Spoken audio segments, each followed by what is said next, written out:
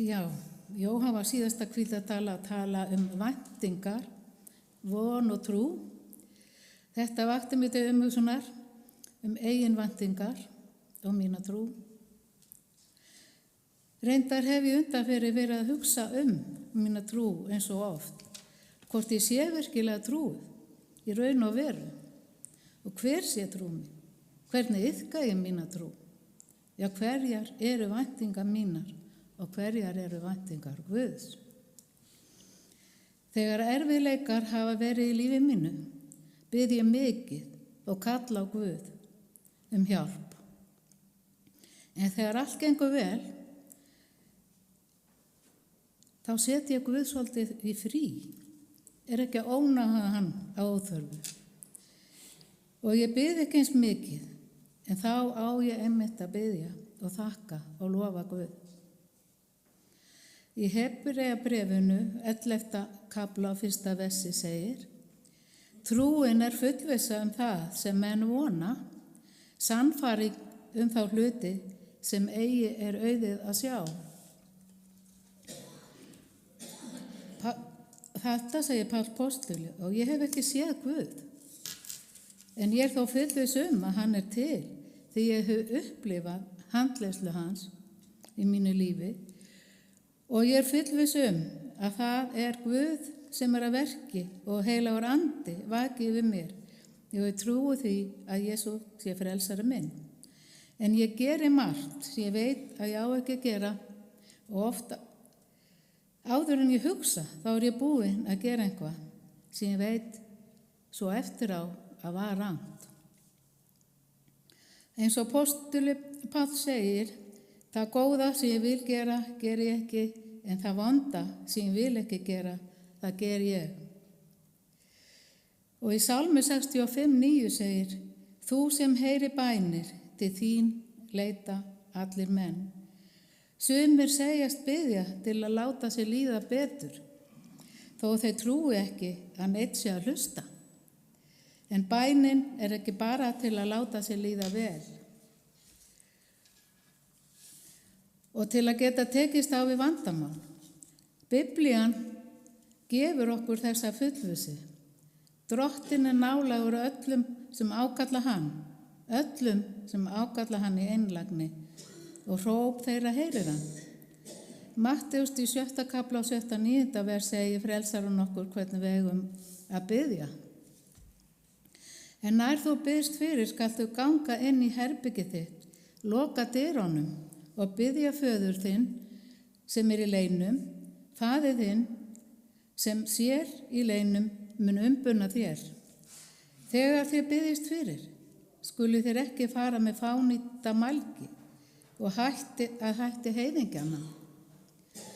Þeir hyggja að þeir verði bænheyrðir fyrir mælgi sína. Líkist þeim ekki. Faðir það veit hvers þér þurfið áður þér biðji hann. En þannig skulu þér biðja og hann kendi þeim faðir vorið sem við þekkjum svo vel og kunnum. Í Sálmi 145:18-20 segir bænina: Drottinn er nálægur öllum sem ákalla hann, sem ákalla hann í einlægni. Hann uppfyllir ósk þeirra, er óttast hann og hróp þeirra heyrir hann og hjálpar þeim. Drottinn varðveitir alla þá elska hann, en útreymir öllum níðingum. Sagan af konunni á fjallinu kemur í huga mér þegar ég hugsa trú, væntingar og von. Hún bjó undir stóru fjalli sem fór mikið í taugarnar á henni og hún bað látlaust til Guðs á hverju kvöldi að fjarlæga þetta fjall. Því að þegar vindurinn blés þá buldi sandbylurinn á húsinu hennar og húsið var í skugga þegar sólin settist bak við það á kvöldin. Á hverju morgni þegar hún vaknaði gáði hún út gluggann sinn til að athuga hvort fjallið væri farið en sá að fjallið var þarna ennþá. Það var á sínum stað. Guð hafði ekki fjarlægt húsið hennar. Ég vissi það, sagði hún. Hún trúði ekki í raun og veru að Guð myndi fjarlægja fjallið. Ég velti fyrir mér var Guð ekki við bænum hennar af því hún trúði ekki alvöru að hann yrði við bón hennar og væntingar hennar voru ekki raunverulegar. Eða vildi hann að hún héldi áfram að biðja? Hefur þú eitthvað tíman velt fyrir þér hvort Guð heyri í þér þegar þú biður til hans eins og þessi kona? Hún efast að Guð hlusta á hana og að hann yrði við bón hennar. Margir hafa beðið til Guð sem ákveðin vandamál en losna samt ekki við þau. Þýðir það að Guð hunsi bænir okkar? Nei, ég held ekki, því að í Biblíunni erum við fullviss að Guð hlustar á okkur þegar við biðjum til hans. Guð svara bænum á réttum tíma. Og í Biblíunni stendur í Sálmi 65, 3. og 4. versi: Þú sem heyri bænir, til þín kemur allt hold. Margvíslegar misgjörðir urðu mér yfirsterkari en þú fyrirgafst afbrot vor. Við höfum þær væntingar að Guð fyrirgefa okkur þegar við sjáum syndir okkar og við viðurkennum þær. Jesú bar þar sjálfur upp á krossinn og þótt við sjáum ekki Guð, þá getum við fundið fyrir nærveru hans í lífinu ef við trúum. Við sjáum ekki vindinn, en við vitum að blæs stundum og við finnum mismikið fyrir honum. Oft er hann ljúfur og blíður og leikur okkur, en stundum er hann mikill og kraftmikill stormur. Og það eru ýmsar afleiðingar á honum sem við sjáum í kringum okkur. Eins er lífið sem við lifum hér á jörðu. Það leikur stundum við okkur og við erum hamingjusum, en stundum eru erfiðleikar. En ef við trúum, þá vitum við að Guð er með okkur, bæði í blíðu og stríðu. Við getum ekki heldur tekið utan andrúmsloftið, en við öndum að okkur og frá okkur, inn og út.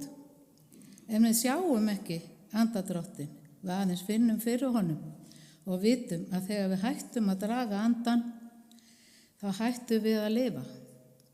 Andadrátturinn er flókið ferli og það er lífsandinn sem Guð gaf okkur.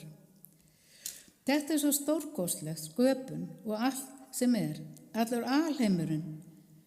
En hann sagði stjörnufræðingurinn Alan Sandey: Mér finnst harla ólíklegt að slík reglufesta komi af óreiðu.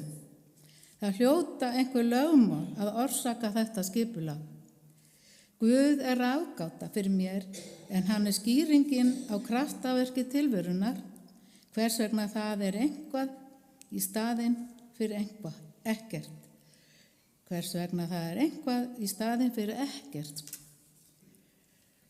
Í Opinberunarbókinni 4. kafla 11. versi segir: Verður ert þú drottin vor og Guð að fá dýrðina og heiðurinn og máttinn, því að þú hefur skapað alla hluti og fyrir þinn vilja urðu þér til og voru skapaður.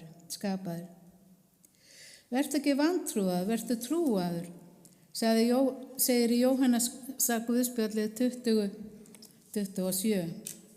Í 1. Pétursbréfi 5. kafla 7. versi segir: Og varpið öllum áhyggjum ykkar á hann, því hann ber umhyggju fyrir ykkur.